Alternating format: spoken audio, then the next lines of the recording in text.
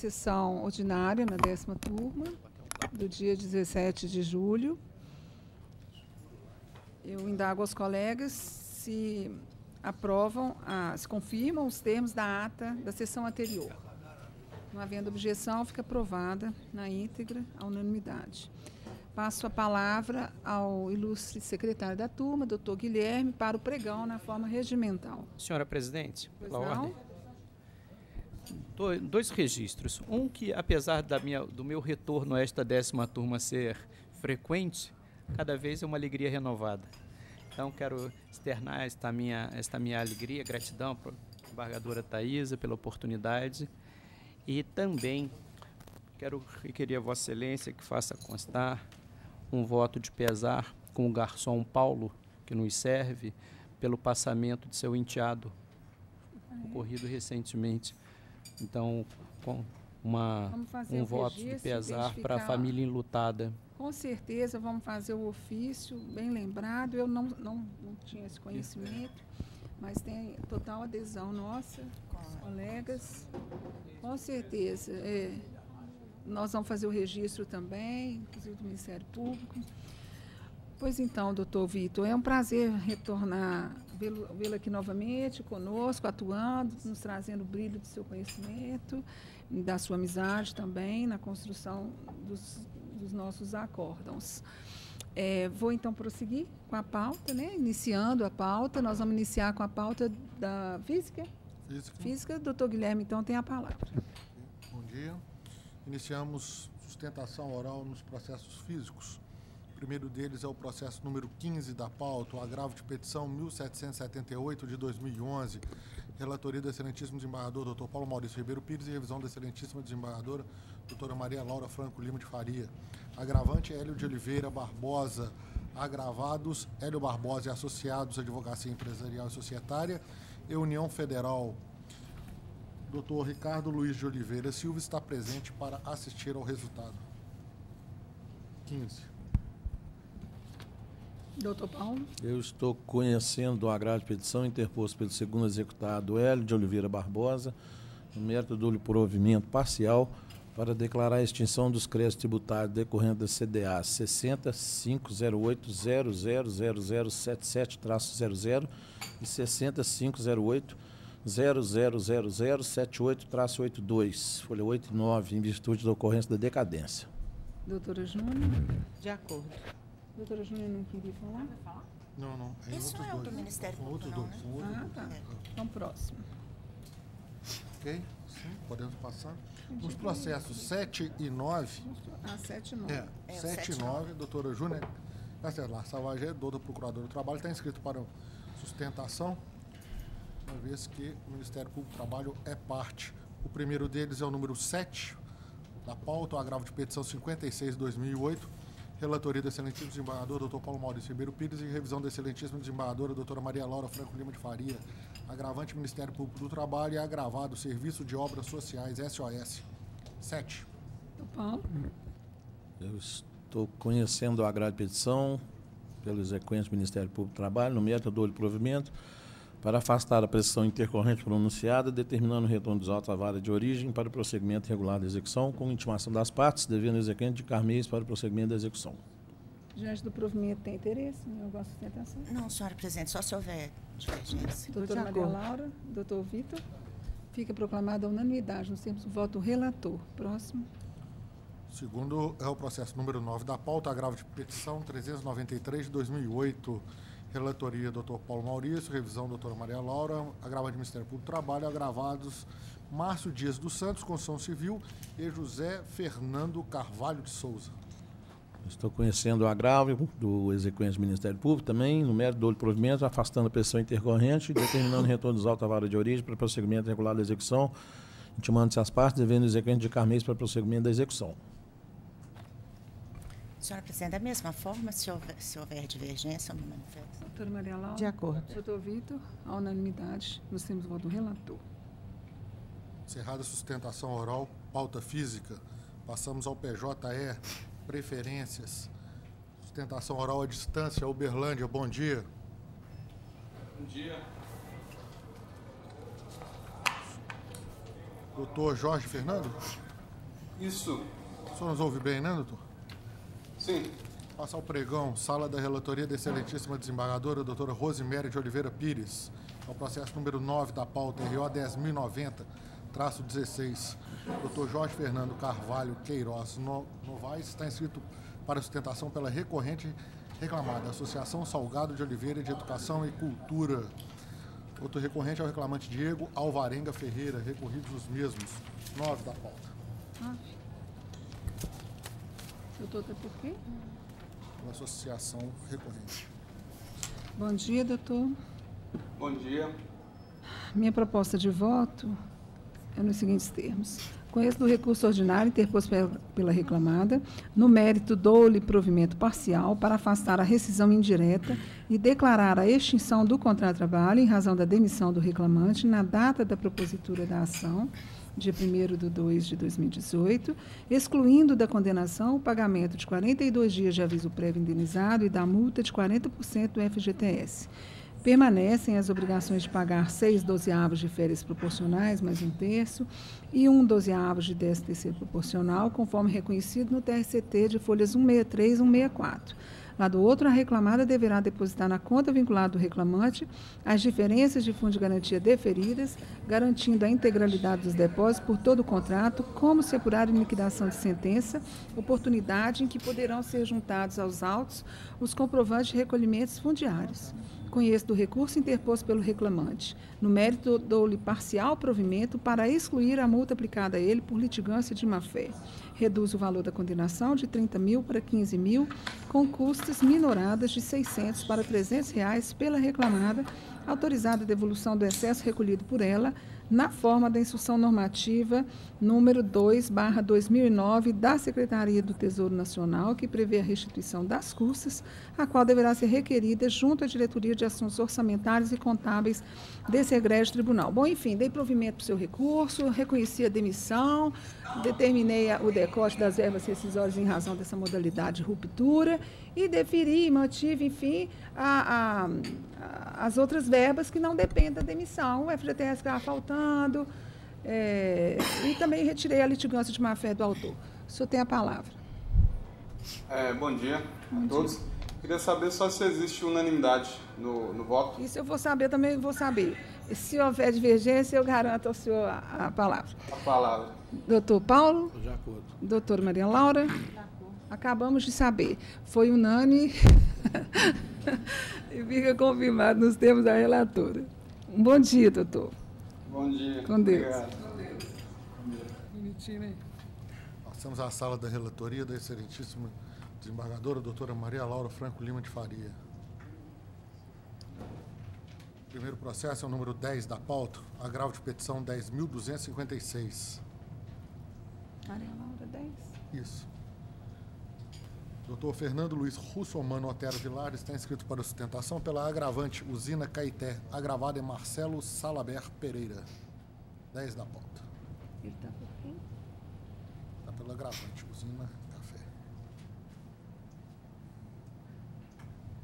Bom dia. Eu vou passar a palavra à relatora, a desembargadora Maria Laura. Estou conhecendo do AP e dando provimento para afastar a determinação de retificação dos cálculos de liquidação relativamente ao índice de correção monetária.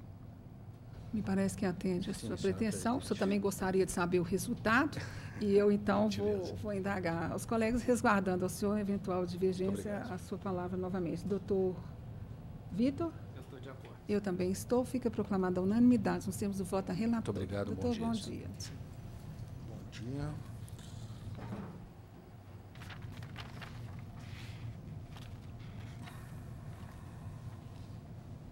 Próximo.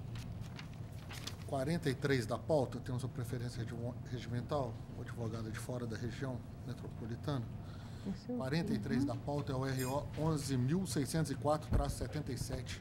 O doutor Henrique Nery de Oliveira Souza está inscrito para sustentação pelo recorrente reclamante Sindicato dos Trabalhadores na Indústria de Extração Mineral e de Pesquisa de Minerais Metálicos e Não Metálicos de Itabira e região. Recorrente reclamada Anglo-American Minério de Ferro Brasil, recorridos os mesmos. 43 da pauta. Bom dia, doutor. Palavra relatora.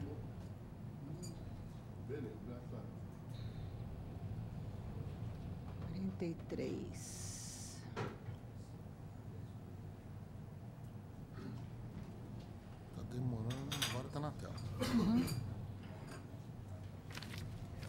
Não, já chegou. É porque não está entrando automaticamente. Não está entrando automático. Eu estou conhecendo dos recursos, rejeitando a preliminar de legitimidade ativa arguída pela reclamada e, no mérito, estou provendo em parte o recurso da reclamada para a. Fixar o dia 8/11/2017 como marco final da condenação, excluindo com isso parcelas vincendas. B. Determinar que na apuração de horas in itinere sejam excluídos os trajetos servidos por transporte público regular, compatível com os horários de trabalho, ida e ou volta, conforme prova pericial emprestada e nos termos da fundamentação. C. Determinar para fins de correção monetária, observada a TRD até 24/3/2015, daí em diante o IPCA até 10/11/17, a partir de 11/11/17, novamente a TRD. D. Afastar a concessão da justiça gratuita ao sindicato autor. E, diante da exclusão das parcelas vincendas, estou considerando prejudicado o exame das razões recursais do sindicato. Mantenho o valor da condenação entendendo compatível. Tem a palavra. Primeiramente, bom dia a todos. Doutora Rosemary, estendendo aos demais.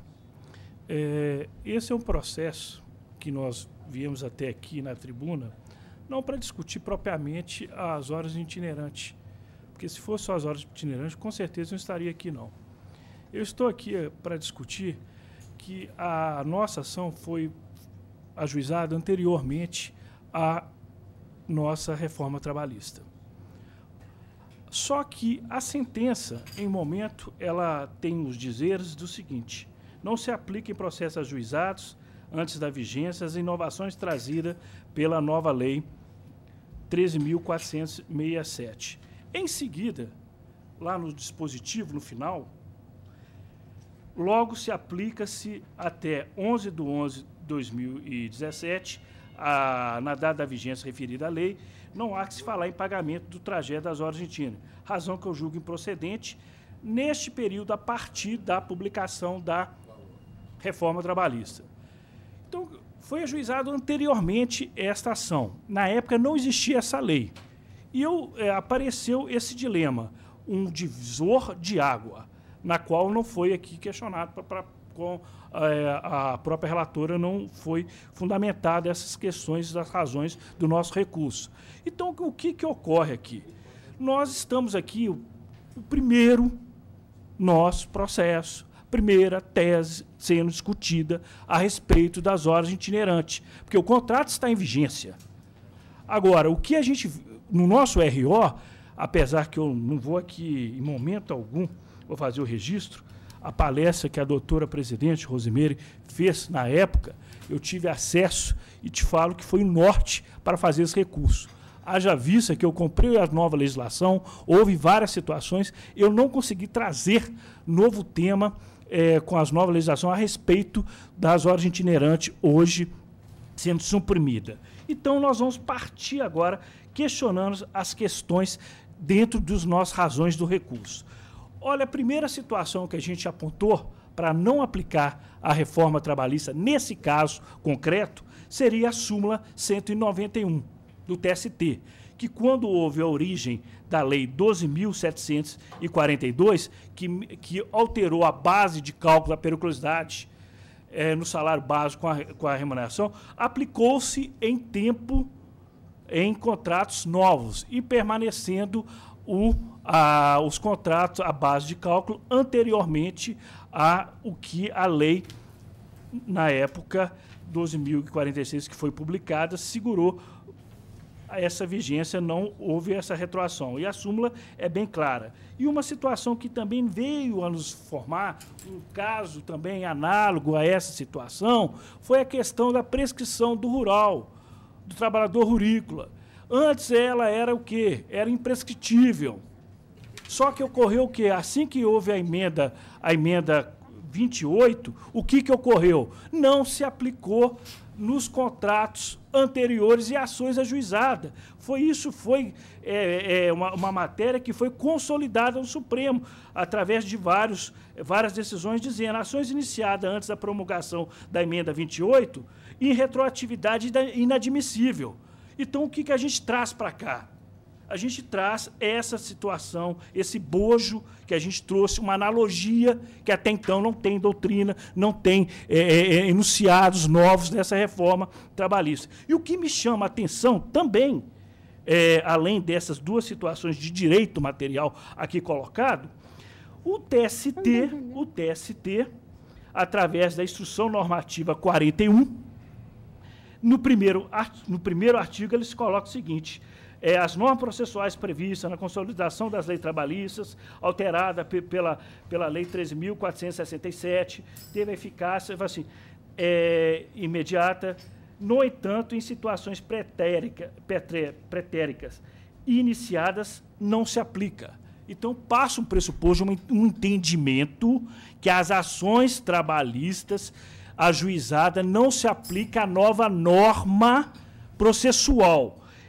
Aqui não foi deferido aqui o entendimento, na nossa interpretação, a teoria do isolamento do processo civil. O que me chama processo, e o recurso da reclamada está intempestivo, porque ela contou de 8 dias úteis. Então, e não necessariamente os 8 dias corridos. Eu estou aplicando, se vale, nessa situação, a resolução, se aplica ou não. Se fala que não vai aplicar em situações pretéritas iniciada a nova inovação, então está intempestivo. E seguindo o meu processo que foi feito dentro do 8º dia, conforme a CLT.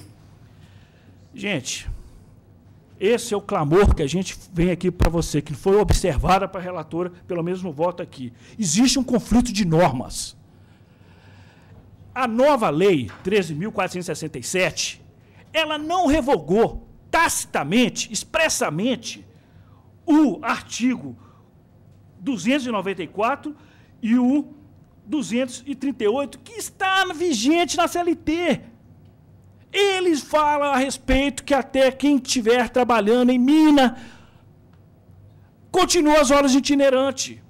E a reforma trabalhista, quando trouxe o trabalho intermitente, houve vedação legal dos aeronautas. E se quisesse revogar para a ferrovia e para a mineira, tinha que ter revogado essa lei. E ninguém se falou sobre isso. Não houve um decreto legislativo, não houve uma emenda, 818 já não se fala mais. Então, a gente traz essa questão para vocês do conflito. Eu não consigo enxergar, com os princípios, salvo melhor o juiz, a relatora, não fazer o conflito de normas. Uma lei geral, ela simplesmente, na interpretação, prevalece o entendimento, uma lei específica. Então, se está vigente esses 2 artigos, então vamos revogá-lo. Essa é a nossa situação. E quanto mais as questões que aqui veio falando a respeito da inconstitucionalidade no seu pleito, e vem trazendo essa situação. E aqui quero fazer o apelo da frase, quando assim que houve a promulgação dessa lei, Rodrigo Maia, temos que acabar com a Justiça do Trabalho. Temos que acabar com a Justiça do Trabalho. Temos que acabar com a Justiça do Trabalho. Enquanto nós tivermos, como sindicato, com ou sem justiça gratuita, hoje a contribuição não é mais compulsória. Uma lei que tinha status de complementar foi revogada por uma lei ordinária. O Supremo já falou, acho até interessante isto. Porque sindicato parasita no sistema já está demais. Temos que atuar. Agora, por atuante, eu tomo o que aqui? Justiça gratuita contra. Vamos, então. Vamos indeferir a justiça gratuita. Vamos fazer o que for. Já dizia o poeta da minha terra, Carlos Drummond de Andrade, existe uma pedra no meu caminho. E vai existir mesmo. Mas essa pedra nós iremos buscá-lo. Com ou sem reforma trabalhista. O repúdio é o nosso, independente, com ou sem justiça gratuita. Ela vai prevalecer. Quando eu fiz a escolha para advogar, e te falo, e tive ações de repercussão nacional. Se hoje o aviso prévio hoje foi deferido, foi através do meu mandado de injunção, 943, da qual distribuí lá no Supremo. Aí veio a lei. E a gente está aqui vindo hoje discutir para lavrar esse acordo e ir para o Pleno para discutir essa inconstitucionalidade. Esse é o nosso apelo, às vezes não muito técnico, às vezes emotivo, mas chamando a atenção para vocês. É o primeiro de Minas Gerais que está discutindo a vigência ou não das horas de tiro. E, salvo o melhor juízo, temos muito fundamento para não aplicar. Houve a emenda 28, houve a súmula 91, que eu tiro daqui. Conflitos de normas e a inconstitucionalidade que está no bojo é relatado. Então, assim, eu peço a vocês o provimento do recurso, esse apelo. E quanto à justiça gratuita, que seja deferida. Não podemos penalizar a atitude guerreira, aguerrida. Ou então vamos ficar paralelo ao sistema e parasita. Não é essa a filosofia. Viemos aqui discutir essa situação. Esse é o discurso que a gente aqui termina e agradeço a vocês a atenção. Doutor Marilão, antes de passar a palavra, se a senhora quiser ficar à vontade de falar, eu vou pedir vista desse processo, porque ele está trazendo vários temas. Está trazendo pode o tema pedir, mas eu vou falar, eu vou dar meu voto de uma vez. Okay. Meu voto é integralmente mantido, parabenizo o discurso, muito bonito da tribuna, mas que não guarda relação com o processo. Não tem conflito nenhum de norma nesse processo, não tem nada aqui para se discutir isso. Quantas horas in itinere, a reclamada é que está... a matéria foi recorrida pelos... a matéria é recorrida... as duas partes recorrem. Enquanto a reclamada se insurge contra a condenação e fica insistindo pela aplicação imediata da Lei 13.467, com efeitos retroativos, o sindicato ele pretende ampliação da condenação, com deferimento de parcelas vincendas indefinidamente, e não apenas até 10/11, como definido na sentença. Eu entendo, aqui, e está claro no voto, que a lei não tem efeitos retroativos nesse caso. Está aqui claro no voto. Então, não tem nenhum conflito de norma. Mas acontece o seguinte, que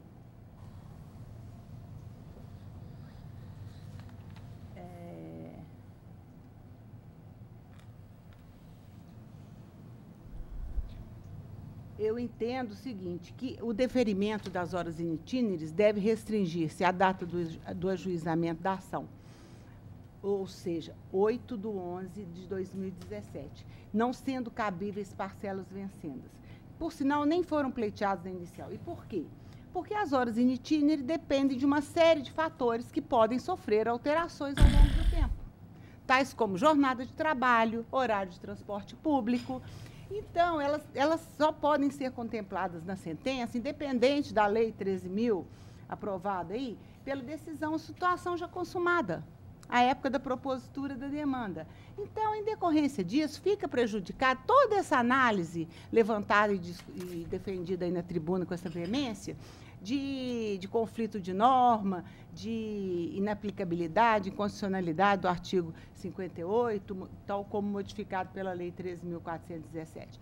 Então, esse é o motivo que eu estou dando parcial provimento ao recurso da reclamada, com esse fundamento, para fixar o dia 8/11, data do ajuizamento da ação, como marco final da condenação, excluindo com isso todas as parcelas vincendas. E determinar que, na apuração das horas in itinere, sejam excluídos os trajetos servidos por transporte público regular compatível com os horários de trabalho, conforme a prova pericial emprestada nos termos da fundamentação. Então, esse é o ponto principal do meu voto e que está sendo mantido integralmente. Doutor Rosimério, o senhor me permite? É matéria de fato? Não. Então, não. De direito. De direito não é... Não, só a questão é o seguinte, porque a doutora relatora falou matéria condicionada. É lógico. Se uma pessoa venha ganhar uma periculosidade ou venha ganhar, se não tiver mais naquela situação, não há que se ganhar. Então, não é que eu estou discutindo... Matéria de direito, doutor, isso não cabe em sustentação oral, não. Por favor. O senhor já tinha, doutor, o senhor já tinha colocado isso. A visão dela de direito intertemporal não bate com a sua. Isso. E doutor Vitor vai falar ou vai aguardar da semana que vem eu falar? Não, eu estou pronto para votar.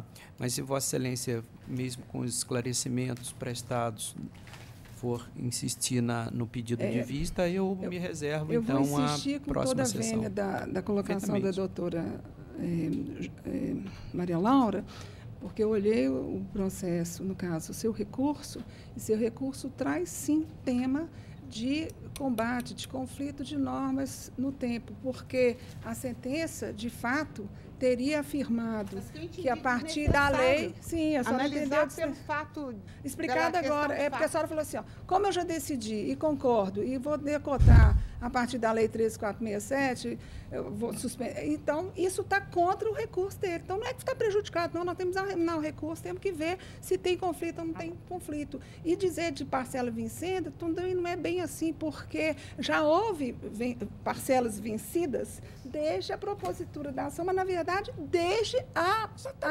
vigência da lei, que retirou as horas em itinerary. Porque o que ele está querendo defender é que aquilo agregou no patrimônio do empregado e mesmo com uma nova lei alterando, ele diz que não. A doutora Maria Laura, pelo que eu entendi, ela diz assim, não, eu vou aplicar a partir da lei o que a lei determina. Eu não estou discutindo isso, nem interessa no caso, porque se o juizamento da ação foi dia 8, como poderia ter sido outubro, setembro, março... A condenação para mim não tem parcela vencida de hora initímia, não tem.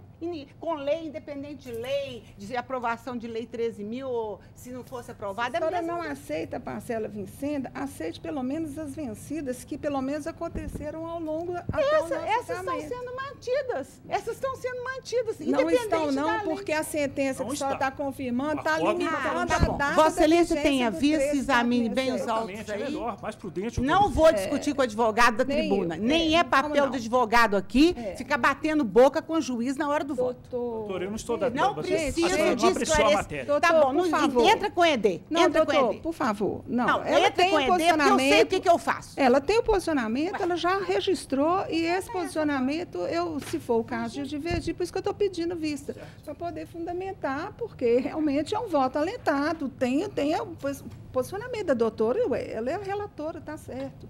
Doutor Vitor, então fazemos assim, a gente faz o adiamento, e eu faço essa análise. Se eu vier com voto divergente, eu só faço a análise. Se não, eu confirmo e fica tudo, então, resolvido na semana que vem. Doutor, fica adiado, então, para o próximo dia, tá bom? Doutor, eu peço só qualquer questão, não seja mal interpretada, às vezes a questão é um pouco mais, o discurso mais inflamado, haja vista do repúdio que nós temos da autêntica matéria em si da reforma trabalhista. Obrigado. Eu também tenho, mas não adianta.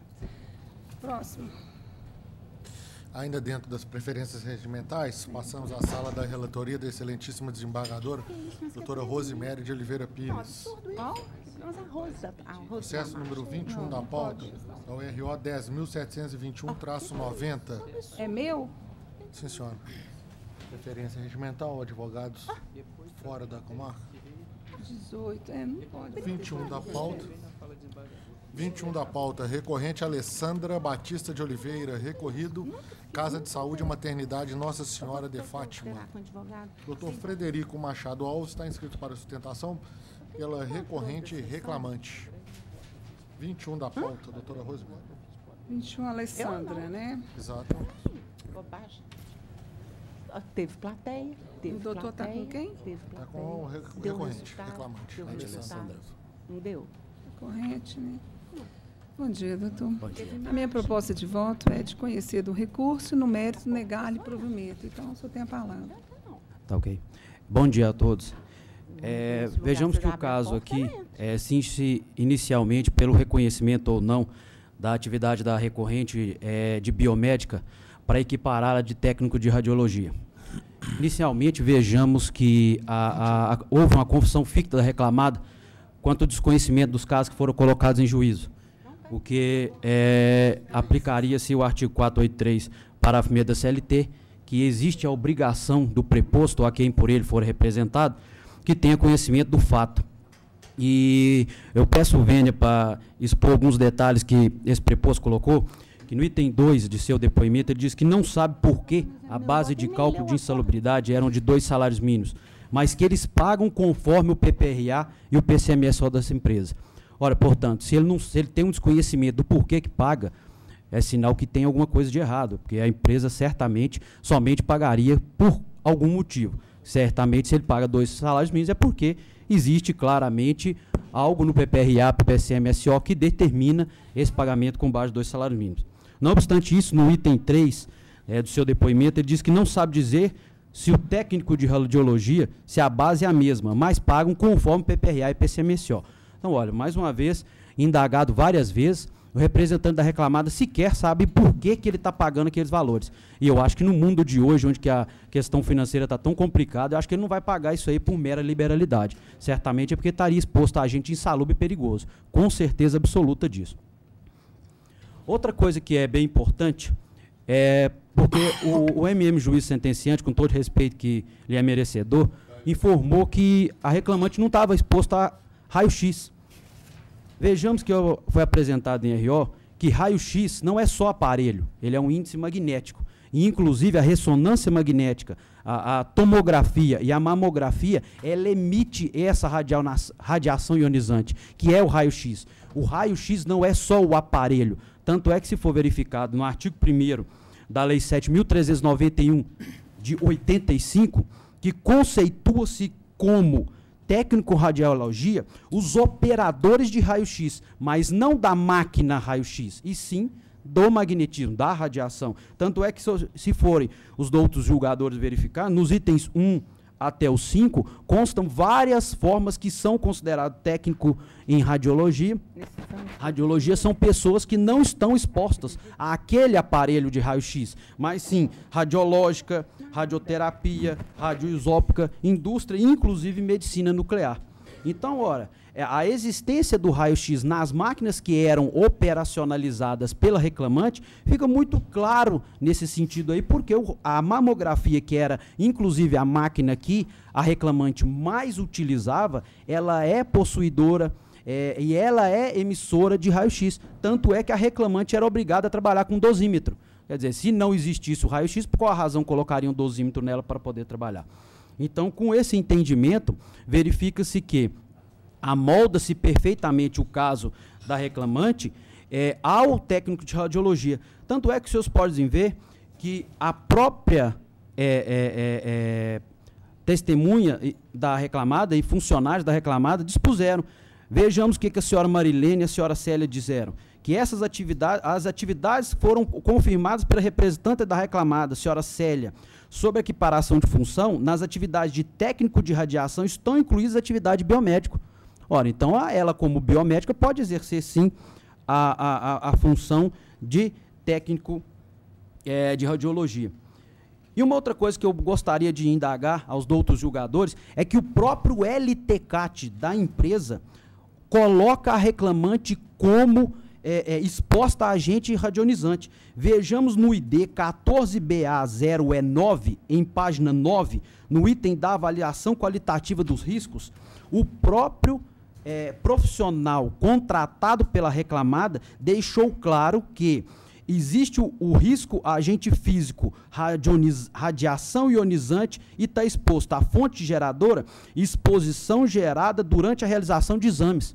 E o mesmo coloca qual que é a trajetória, ar e habitualidade, habitual. Então, ou seja, o próprio documento emitido pela reclamada deixa claro que a reclamante, mais precisamente, caso os doutores necessitem, está em folhas 282 dos autos também, e fala justamente isso. E não é só.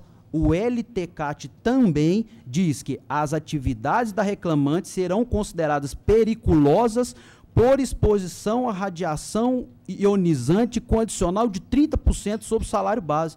Ora, a reclamante ela recebia adicional de insalubridade com base em 2 salários mínimos, justamente por essa conclusão do próprio LTCAT da reclamada.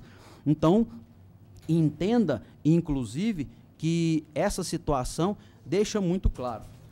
E no que tange ao adicional de periculosidade, esse também documento que foi trazido, o LTCAT que foi juntado pela reclamada, dispõe sobre essa fundamentação que foi colocado, e então demonstra a exposição clara da reclamante a agente perigoso, insalubre, e que ela estava exposta à radiação. E tanto a reclamante é vinculada à lei do técnico de radiologia, que a própria observação colocada no LTCAT leva à lei 7.394, quando ela diz, data vênia, por viabilidade administrativa, a empresa estará considerando em caráter de pagamento a lei 7.394/85, regulamentada pelo decreto 92.790 de 86, que, sob o piso salarial profissional, serão considerados 2 salários mínimos a título de risco de vida e insalubridade, sempre que a mesma sobrepor espécie de adicional de periculosidade. Ora, a própria reclamada, em sua observação do seu LTCAT, expôs que a reclamante está vinculada à lei 7.394, então ela tem que ser aplicada, ela também, a jornada reduzida do técnico de radiação. Então, essas são as ponderações da reclamante. Pugno por vossas excelências pelo deferimento do recurso ordinário, reiterando seus termos. Bom dia. Doutor, resumidamente, o que eu posso dizer para o senhor é que eu segui, como o senhor obviamente vai confirmar, já que eu neguei provimento do seu recurso, eu segui a determinação do juiz de primeiro grau, que, por sua vez, se baseou no laudo pericial. O laudo pericial não acusou a atividade da autora em ambiente insalubre, pelo menos exposto nas condições previstas nas normas regulamentadoras dessa portaria 3214, não identificou que estava acima dos limites de tolerância para radiação ionizante em razão de adoção de EP6 e utilização de EPIs. Com relação à adicional de periculosidade, ou à condição de periculosidade, o perito também afastou, ele não fez a identificação disso, e o senhor se baseia no depoimento da preposta, e nós nos baseamos na própria fala da autora. Ela diz que não operava máquinas de raio-x, está aí o ID 509, DB 23, que era atividade própria do técnico em radiologia. Me parece que a confusão está em razão desse tal paradigma, que operava realmente outros aparelhos, dentre eles o raio-x, e é por isso que para ele havia uma redução de jornada, de acordo com a lei 7394, e para a autora não. Então, eu vou manter a minha posição, fico aí na dependência dos colegas. Doutor Paulo Maurício, doutora Maria Laura. De acordo. Então, fica proclamada a unanimidade nos termos do voto da relatora. Obrigado. Bom dia, doutor. Próximo. Processo número 25 da pauta, relatoria ainda, excelentíssima desembargadora doutora Rosimédia Oliveira Pires. 25 da pauta é o RO 10.883. Qual que é? Desculpa. 25 da pauta, RO 10.883, traço 21. Dr. Gilson Fernando da Silva está inscrito para sustentação pela recorrente reclamada Via Lácteos Transportes. Recorrente reclamante é Wallace Chagas de Paula. Recorridos os mesmos e Cooperativa Central dos Produtores Rurais de Minas Gerais. Doutor, tá por 25. Quê? Ele está por Dr. quê? Gilson pela Via Lácteos, recorrente.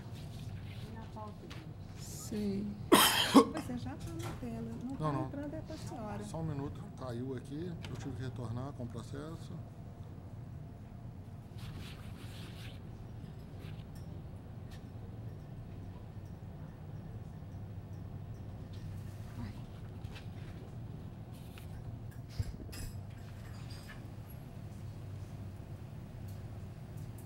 Agora sim, na tela.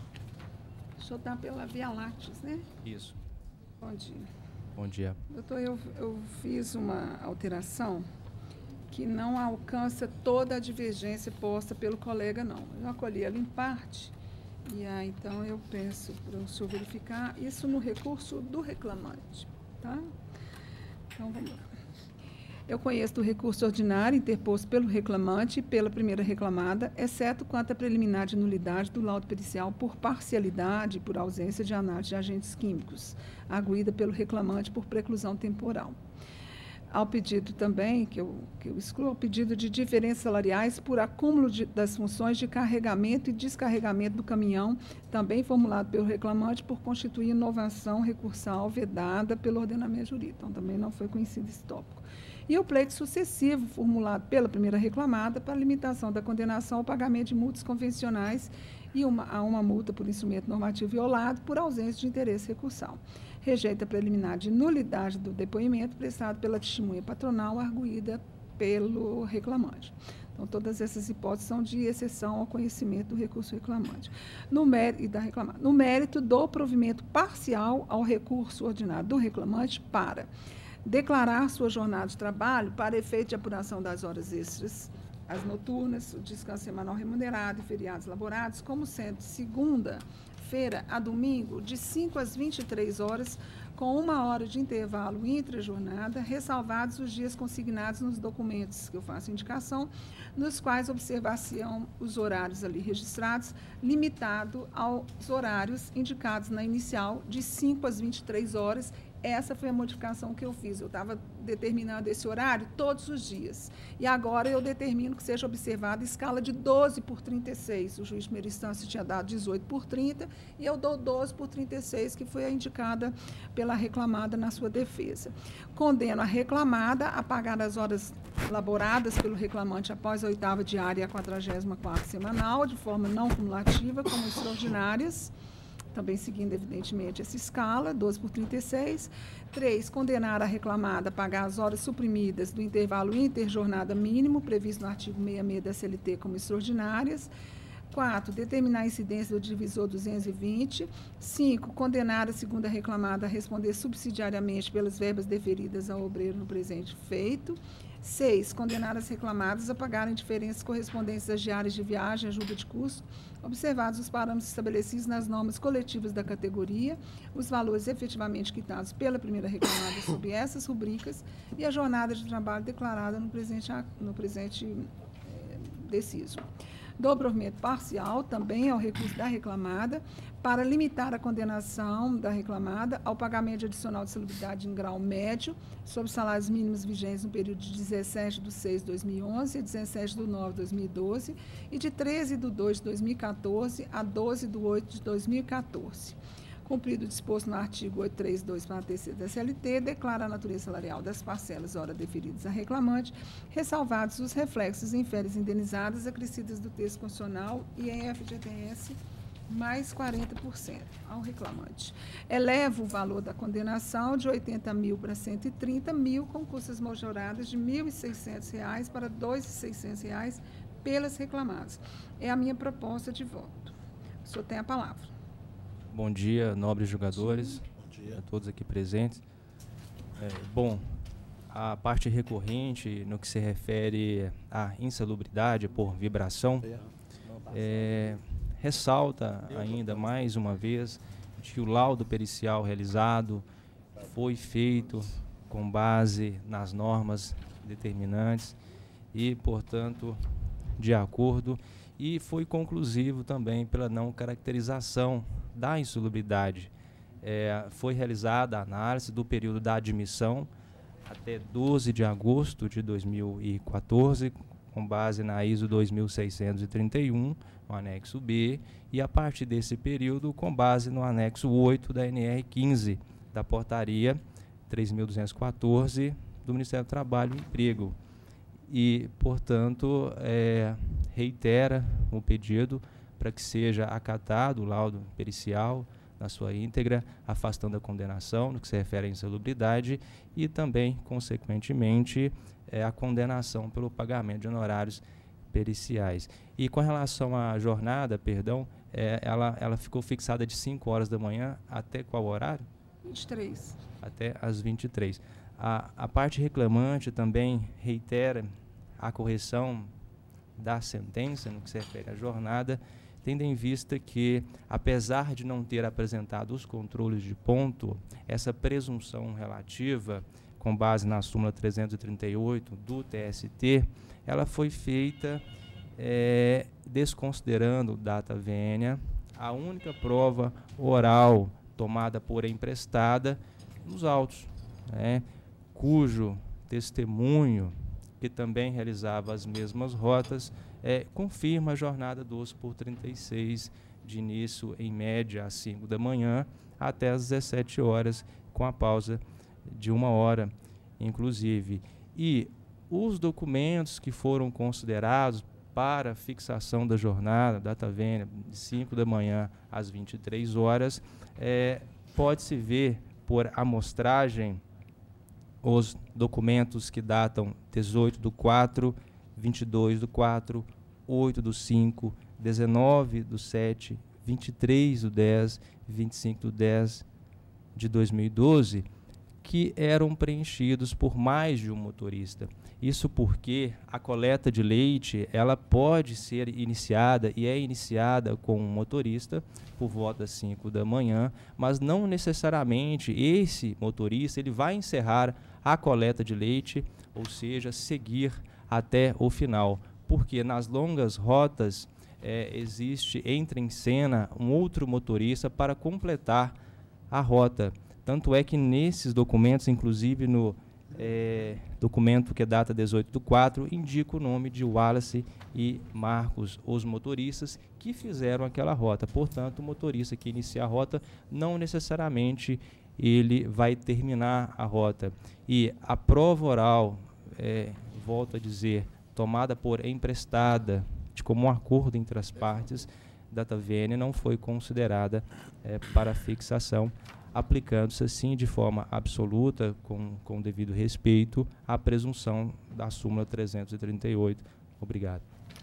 Muito bem. Com relação à adicional de salubridade, eu fiz a adoção do entendimento do expert, perito, e por isso eu também estabeleci esses períodos que eu coloquei na minha conclusão.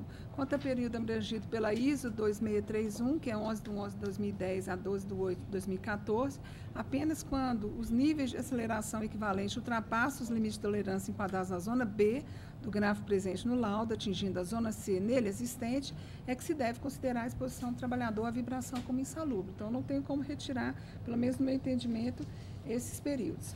Com relação às horas extras, há uma divergência que, como eu disse inicialmente, eu acolhi em parte, admitindo o depoimento dessa testemunha para fins de identificar que realmente o autor não trabalhava todos os dias. E, por isso, aquele horário lançado na sentença de 18/30. De 18/30, mas no horário de 5 às 23, eu aceitei, mas não aceitei essa escala de 18/30, porque não adianta o senhor falar, o juiz colocar que tinha que ser 18/30, porque o senhor, na sua defesa, a sua empresa, na sua defesa, disse que era 12/36. Então, vai ser uma testemunha que vai alterar. O senhor falou que era 12/36, eu fiz a escala, então, de 12/36.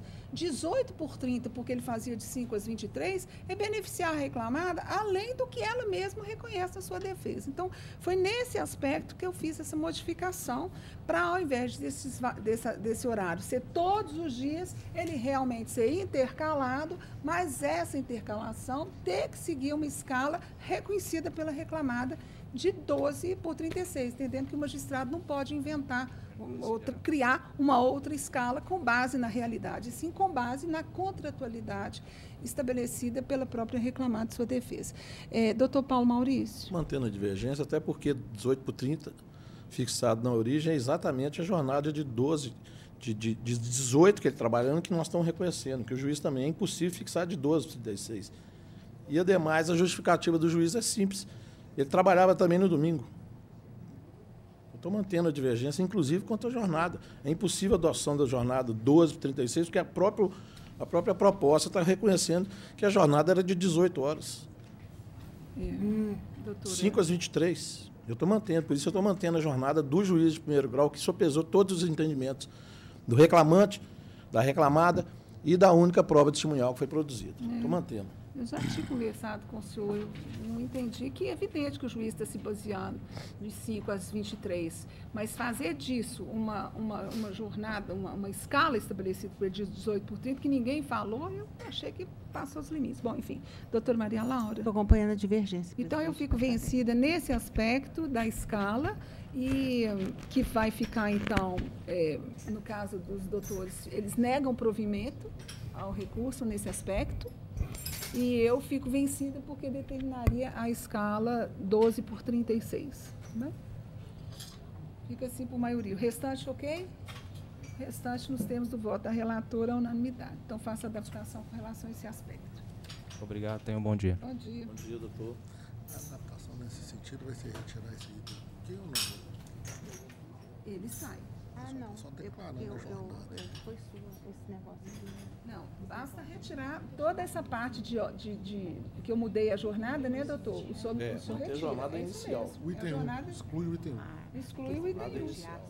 Que ainda não venceram o cartãozinho da caixa. Pelo tempo que fez aqui. Tem a Olivia mesmo que dela. Que número é esse? 25. Adaptar. 25, 10883. Ainda permanecemos, ainda com uma última preferência regimental, sala da relatoria da excelentíssima desembargadora doutora Rosemary de Oliveira Pires. Deixa-me ver aqui. 12 por 36, ok. Ah, não, ambos os processos já foram, né? Doutor Gilson e doutor Frederico. Ok. O que é agora? Encerrada a preferência regimental, retornamos à sala da relatoria da excelentíssima desembargadora doutora Maria Laura Franco Lima de Faria. Não é mais Rose, não? Encerramos as preferências dos advogados.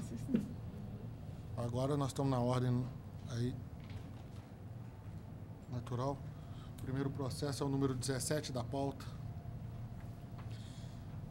Agravo de petição 10.500-88. Dr. Gabriel Ribeiro França Guerra Magalhães está inscrito para sustentação pelo recorrente reclamante Braulio Rosa Nunes e o Dr. Marcelo Santoro Drummond pela construtora Teme, também recorrente. Os demais recorridos é Copasa. Só uma retificação, recurso ordinário, não é agravo de petição, não. RO, ok, doutor, vamos fazer a alteração. Está inclusive constando o RO, sim. Tá. Aqui está. Só na leitura. Na leitura. Bom dia. Os dois advogados estão no processo. Bom dia, doutor Gabriel. Bom dia, doutor. Passo a palavra à relatora. Tá, claro.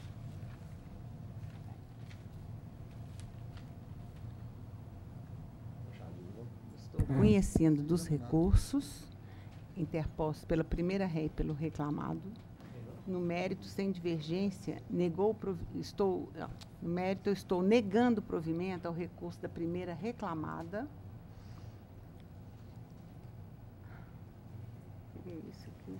E dando parcial provimento ao recurso do reclamante para absolvê-lo do pagamento de honorários, dos honorários advocatícios de sucumbência.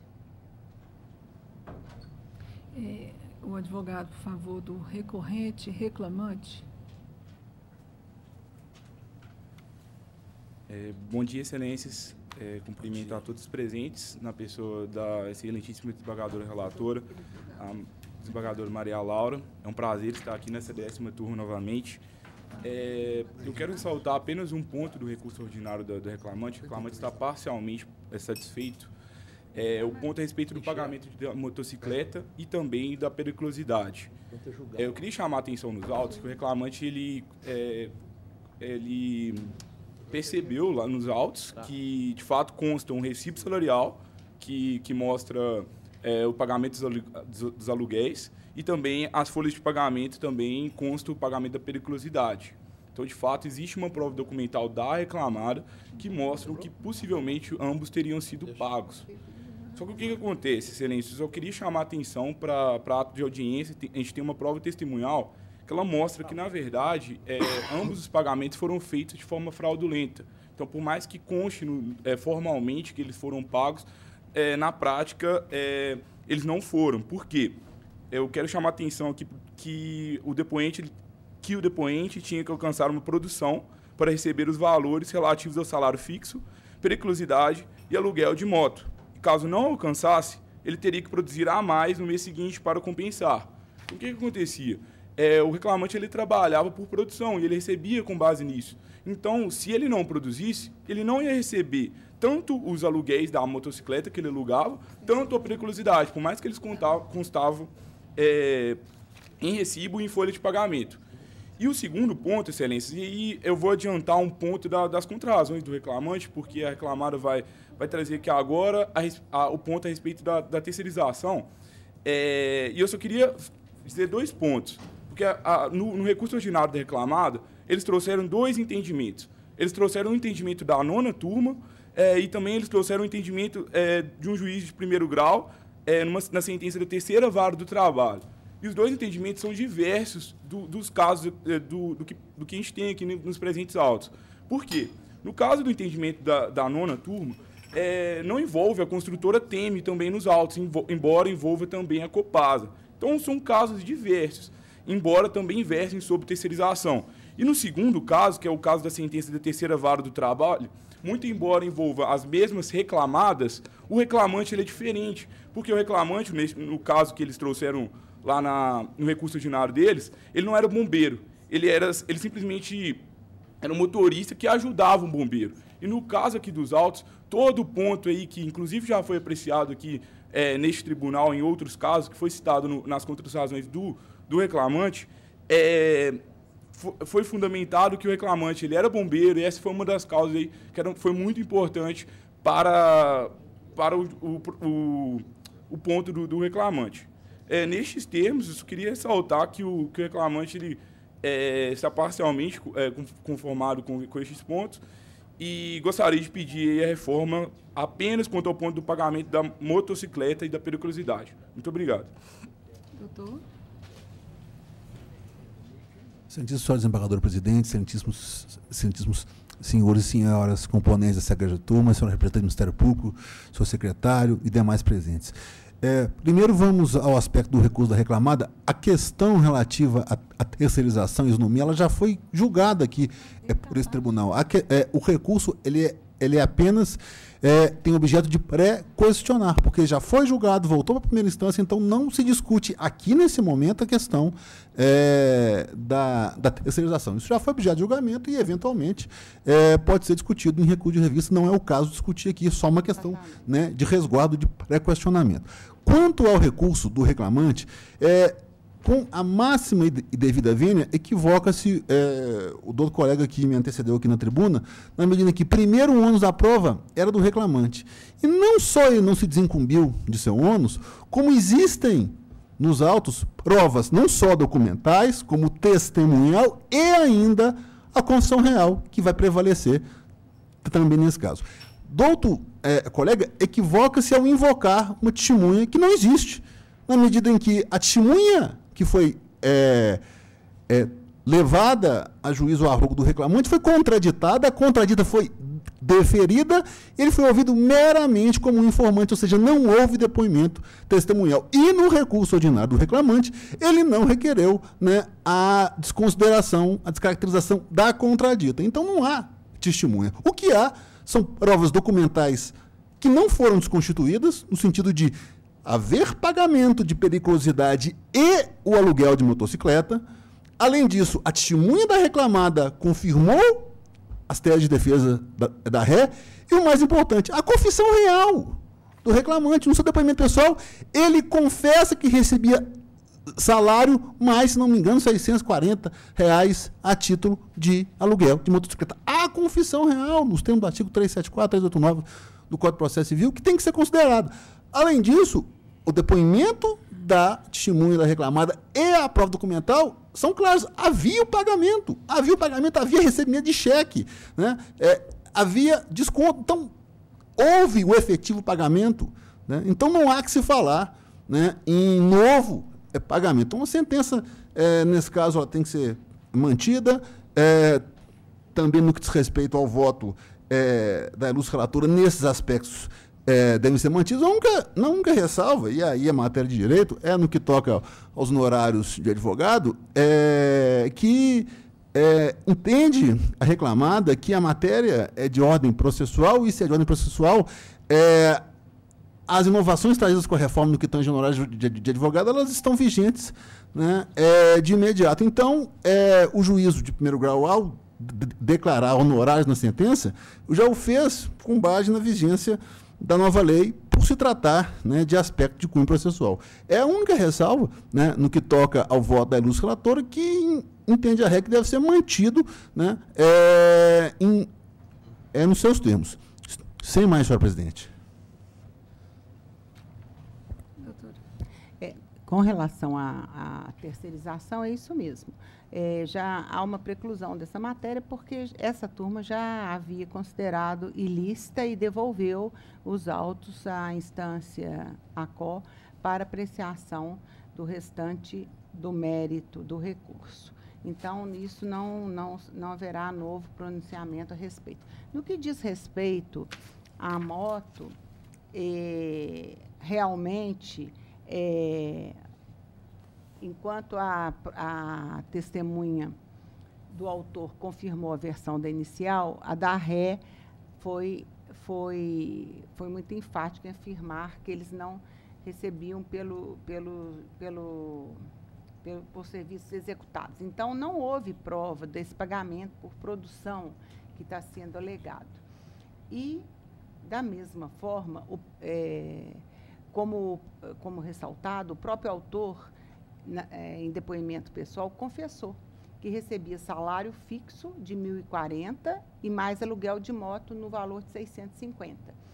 Então, prevalece o teor dos recibos de pagamento, que consignam o pagamento de salário fixo, e a partir de outubro de 2014, o adicional de periculosidade na forma da portaria do Ministério do Trabalho. No que diz respeito aos honorários, embora seja uma questão processual, a jurisprudência hoje já não traz mais dúvida com relação a que não se aplica a novidade da Lei 3.467 aos processos ajuizados antes de 11 de novembro, porque era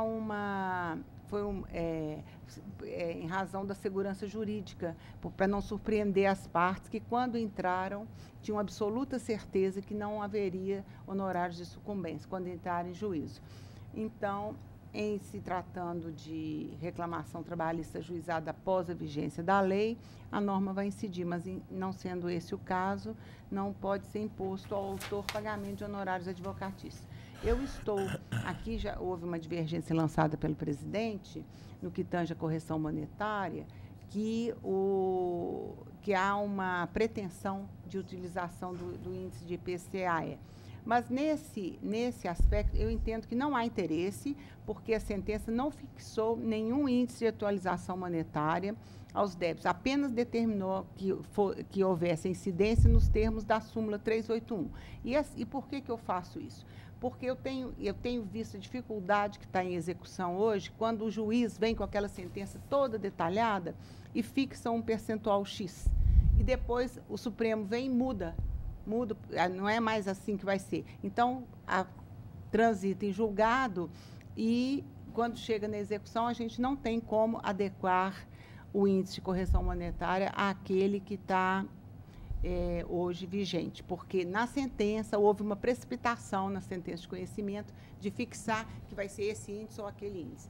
Então, acho que isso é uma questão da época, que interessa mais quando o processo estiver já em execução. Por esse motivo é que eu não estou fixando de uma vez, atendendo essa pretensão que seja o IPCA. Se a execução for rápida e estiver de acordo com o momento, será.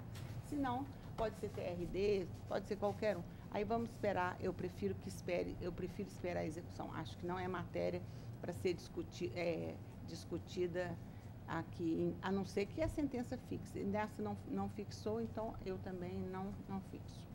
Então, meu voto é nesse sentido. Então, eu acho que a ponderação a ponderação que a divergência traz é relevante, né? Talvez fixar de uma vez, poupe um futuro AP. De qualquer forma, o julgamento como posto tá bem posto, né? A proposta de voto está muito bem posta na medida que não se trata de matéria recorrida. Mas se for para prevalecer assim, eu prestigiaria o voto, precisaria talvez se extinguir sem apreciação do mérito, né? Ultrapassando a questão. Era isso mesmo que eu ia falar. Acho que a ponderação da doutora Maria Laura tem toda pertinência, porque, de fato, eu faço a referência que nós estamos julgando ROs, tratando de quais os índices. Mas a gente faz isso no bojo de uma divergência em razão de uma manifestação já precedente na sentença. Agora, a colocação da doutora tem todo cabimento. Se isso não foi tratado na sentença, não seríamos nós a tratar aqui. Sim. Deixa isso para execução. Então, eu até concordo em não apreciarmos por falta de interesse recursal, por estar prematuro, enfim, mas já que é falta de interesse recursal, eu mantenho, então, a minha segunda parte, que é uma proposta de que, já que não há interesse recursal, o tema deveria ser enfrentado como não conhecimento e não como mérito de desprovimento, que é como consta do voto. Com relação à questão do pagamento de produção, a doutora disse, houve divergência de prova, não tem mesmo porquê, não houve confirmação de que ele fazia serviço de bombeiro, não tem produção, não tem o que pagar. Com relação à moto, houve mesmo uma declaração do autor de que recebia os tais R$650 e tem um contrato de locação da moto, daí porque a parcela improcede. Eu fico totalmente de acordo com o voto, pedindo só que a doutora Maria Laura possa verificar se não seria mais técnico, vamos dizer assim, jogar esse tema do índice como não conhecimento pelo mesmo motivo que só diz, por falta de interesse recursal, que é a minha colocação com o doutor Vitor. Se a maioria entende que é eu examinei, coloquei nada a prover, porque não era matéria que tinha na sentença. Mas, para mim, não tem diferença nenhuma. Colocar. O fundamento da senhora, só que projetado no conhecimento. Se a maioria entende assim, eu posso colocar que a maioria entendeu que não se conhece disso. A senhora fica vencida. Não, ela está anuindo, ela só achava irrelevante a questão, mas está anuindo. Então, se conhece dos recursos, exceção apenas no que tange a esse tema quer dizer, acrescenta o que ela já porque ele pede, né, que seja aplicado o índice, ele pede que seja aplicado. Ele pede. Eu estou conhecendo desse pedido. Pois é, mas a senhora disse agora, que não tinha interesse recursal. Não tem nada a prover, porque... não tem nada a prover, porque a sentença simplesmente determinou que a correção monetária fosse nos termos da súmula 381, não definindo nenhum índice objetivamente. Por isso que eu prefiro postergar para execução. Mas se a turma entender que é para colocá-la no conhecimento de não conhecer disso, eu coloco e fico vencida nesse aspecto. Eu estou fazendo isso porque a senhora que escreveu que ele não tem interesse recursal. Interesse recursal é matéria de eu acho que não é prudente. Não é prudente. Não é prudente fixar agora. Porque, não sei, amanhã... Já estou até abrindo mão, não vamos tratar essa matéria. Essa questão só se a senhora aceita que seja não conhecimento, ao invés de conhecer, eu conheço porque está no recurso. Doutor Vitor, pretende que seja fixado desde logo. E eu acho que não deve. Doutor Vitor? Eu acho que falece interesse, porque não é vencido. Eu faço adequação, coloco no conhecimento e ressalvo. Não conhece do tema. Vencida presidente. Do reclamante. Vencida a relatora. E no mérito, não há divergência, negou-se provimento ao recurso da primeira reclamada e deu-se provimento ao recurso do reclamante para absolver o pagamento dos honorários advocatícios com mês. Só dando um esclarecimento que eu tinha esquecido, que eu passei a me curvar à resolução 41 do TRST, que determinou que os honorários devem seguir esse direito intertemporal ali lançado.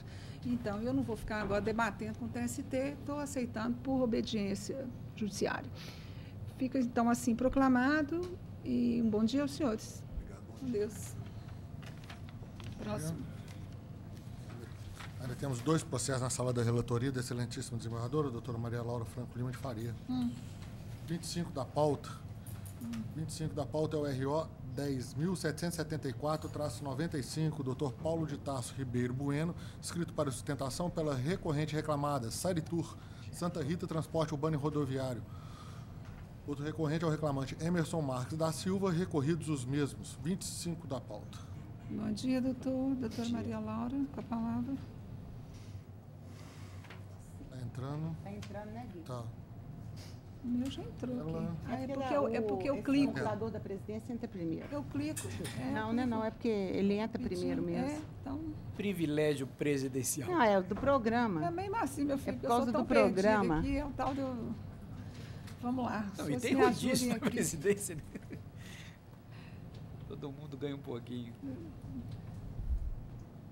Ih, mas eu me perco. Mas eu não venho aguardando entrar. Eu vou e clico, faço entrar.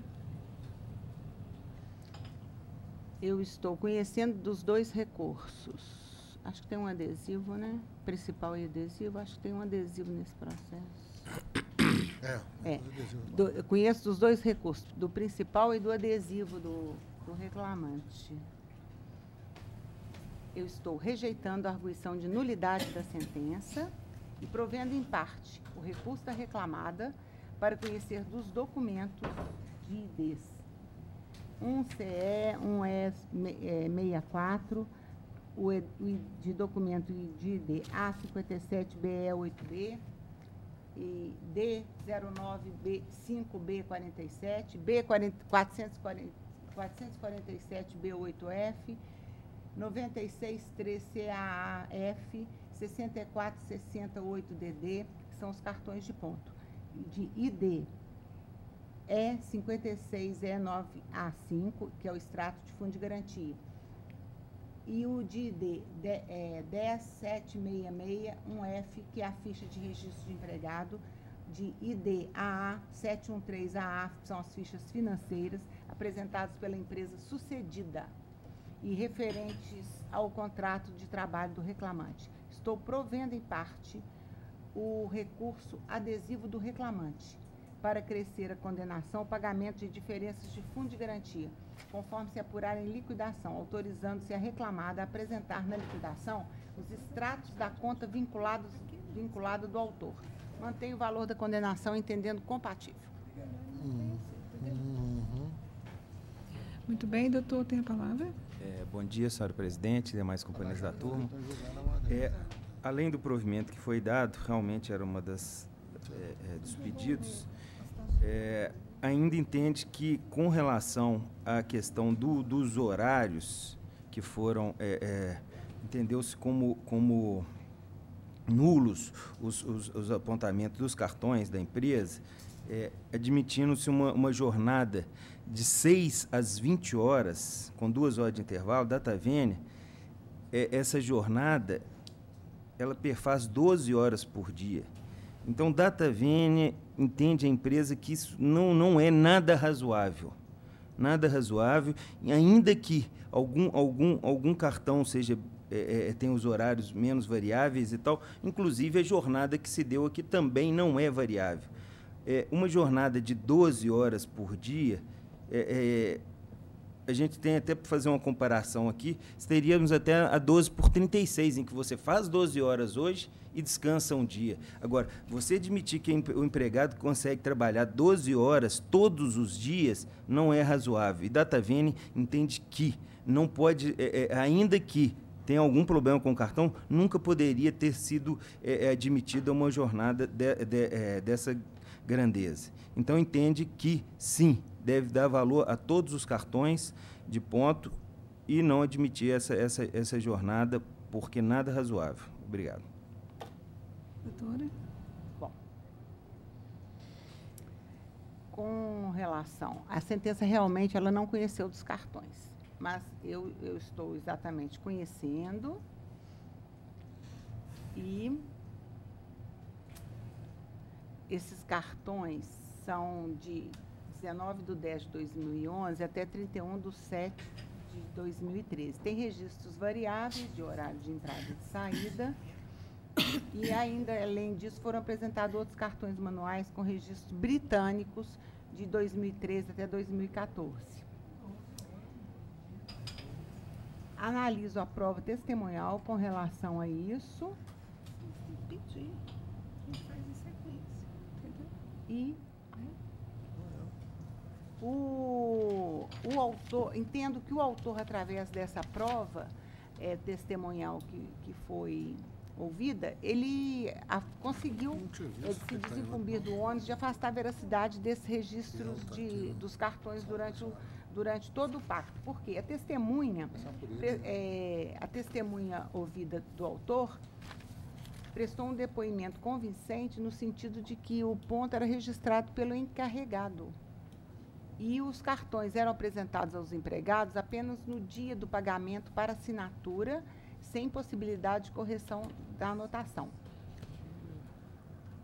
Então, por esse fato, eu estou entendendo que nós devemos prestigiar a prova oral, em razão do princípio da imediatidade, e entendendo correta a jornada fixada pelo juízo de origem, com base na prova testemunhal e nos limites de horário indicados pelo autor em seu depoimento pessoal.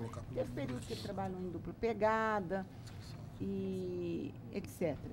Então, o certo é que, diante dessa jornada fixada, ele faz jus a diferenças não só de adicional noturno, como também as horas extras excedentes da 8ª diária e 44ª semanal até 31/7/2013. Está todo detalhado essa prova aqui, o doutor vai ver quando publicar. Então, por esse motivo, eu estou mantendo a sentença nesse aspecto com outro fundamento, considerando os cartões, conhecendo de todos os documentos que foram apresentados pela sucedida, mas que foram invalidados pelas testemunhas, pela prova oral, pelo fato de não serem marcados pessoalmente. Doutor Vitor? Mais algum ponto? Não, batendo só nesse mesmo. Doutor Vitor? Estou integralmente de acordo. Eu também, não tenho nenhuma divergência e fica, portanto, proclamada a unanimidade. Nós temos o voto da relatora. O voto é longo aí? Tem outro Não, processo? só isso. Bom dia. Bom dia. Próximo. Seguinte é o 38 da pauta, ROPS 11.325-81. Dr. Edson Antônio Fiuza Gutierrez, inscrito para sustentação pela recorrente reclamada, Mali Metal Leve. Recorrente reclamante Gilmar Gonzaga da Silva. Recorridos os mesmos. 38 da pauta. Na minha sala ainda? Ainda? Sim, é o último. Vou estudar a pauta. Passa o dia inteirinho. Rende. Bom dia. Oi, bom dia. 38 da pauta, o ROPS. Eu estou conhecendo dos recursos, a recurso da reclamada e do reclamante. Estou negando o provimento ao do reclamante e provendo em parte o da ré, para limitar a condenação relativamente às horas in itinere e reflexo ao trajeto de ida, 32 minutos, 13 segundos por dia, até 28/2/17, mantidos os parâmetros de cálculo fixados na origem. Quanto ao mais, estou mantendo a sentença proferida. Estou reduzindo para 6.000 o valor da condenação, com as custas de 120, e autorizando a reclamada a pegar a devolução do valor recolhido a maior após o trânsito em julgado. É bom, o que mais? Não, é só isso. A pretensão da empresa é que a ação seja julgada totalmente procedente. Mas se assim na impossibilidade. Na impossibilidade. Pois é, mas na impossibilidade que seja preservado a proposta de voto de Sua Excelência do desembargador relatora, inclusive quanto aos honorários de sucumbência, que a empresa, o ilustre colega, lá insiste. E seja desprovido o apelo do autor. É o que se espera. Muito bem. Estou de acordo. Eu também estou de acordo. Fundamento, pois já tem a decisão do TST e nós estamos seguindo. Fica, então, proclamada a unanimidade. Nós temos o voto da relatora. Bom dia, senhor também. Fica com Deus, doutor. Prazer em vê-lo. Sempre nós também. Próximo. Encerrado, passamos à sala da relatoria da excelentíssima desembargadora, doutora Rosiméria de Oliveira Pires. Processo número 7 da pauta, o ROPS 10.062-68. Dr. Gabriel Ribeiro França Guerra Magalhães está inscrito para sustentação pelo recorrente reclamado Eliezer Lage. Recorrente reclamante Antônio Patrocínio dos Santos, recorridos os mesmos. 7 da pauta. Claudinha, tem divergência minha aí? A doutora... Doutora Rose. Mas entrou um outro. É o que estava anterior, ele está saindo aqui, agora que vai ser apregoado. Já entrou aqui. Posso? Ok? Eu faço a seguinte proposta, doutor Gabriel. Conheço dos recursos aviados, porque presentes os pressupostos objetivos, subjetivos de admissibilidade, no mérito, nego-lhes provimento. Não dou o vínculo, os honorários mantêm aquele percentual. Só um ponto, é só a respeito da majoração dos honorários, para 15%. Sim. Sim, quanto a isso, eu disse que foram fixados com razoabilidade, estão de acordo com a qualidade técnica, estou mantendo. Foram fixados em quanto? 10. Em 10, dando a improcedência, aí eu dependo dos colegas. Essa é a minha proposta. Doutor Paulo Maurício. Antônio, né? De acordo. Doutora, ficou nesse mesmo percentual da sentença. Bom dia, doutor. Aí na próxima, quando o senhor tiver outro, você fala, eu tenho outro processo. E a gente puxa e resolve de uma vez, tá? Um abraço. Próximo. O 13 da pauta. Agravo de petição 10.155-57. Dr. Rodolfo Lima Dantas está inscrito para sustentação pela agravante Maria Cristina Campelo Araújo Barbosa. Agravada é João Vieira. 13 da pauta. Na tela. Perdão, eu não ouvi. O doutor está por quem? Pelo agravado? Eu estou pela agravante. Pela agravante? Maria Cristina. Ok. Bom dia, doutor. Bom dia, excelência. A minha proposta é de conhecer do seu agravo de petição, no mérito sem divergência, dar-lhe provimento para declarar a insubsistente a penhora sobre o imóvel de copropriedade da agravante, não incidindo juros custas nos termos do artigo 7º, 5 da edição normativa número 1/2002 desse tribunal. Provimento integral, portanto, a seu pleito. A não ser que o senhor queira fazer alguma referência, eu resguardo a palavra então, em caso de divergência. A penhora foi desconstituída sobre o imóvel. Reconheceu que ele é bem de família. Tá? Exatamente. Eu quero ver se tem alguma divergência. De acordo. Doutora? De acordo. Fica então proclamada a unanimidade. Nós temos o voto da relatora. Obrigado, bom trabalho a todos. Obrigada, para o senhor também.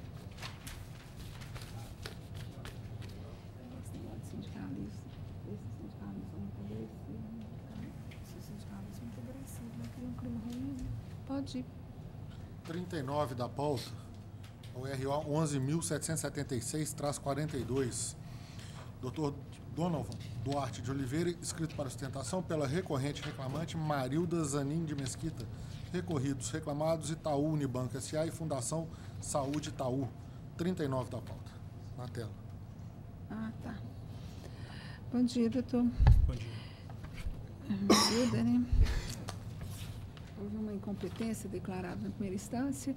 Então, a minha proposta é no seguinte sentido. Eu conheço do recurso ordinário interposto no mérito do provimento para afastar a incompetência do juiz de trabalho declarado na sentença e, para se evitar a possível arguição de nulidade em razão da supressão de instância, determino o retorno dos autos ao juiz de origem para julgamento do feito como se entender de direito. Parece que atende a sua pretensão. Eu resguardo a sustentação em caso de divergência de algum colega. Doutor Paulo? De acordo. Está de acordo. Doutora Maria Laura? Também fica proclamada a unanimidade. Muito obrigado. Bom dia, bom trabalho a todos. Bom dia ao senhor também. Encerrada a sustentação oral. Ai, que bom. E agora? O doutor Maria Laura, que foi tão de supetão, aquele homem gritando, que eu não sabia. Só já foi logo se defender. Aquilo é loucura, né?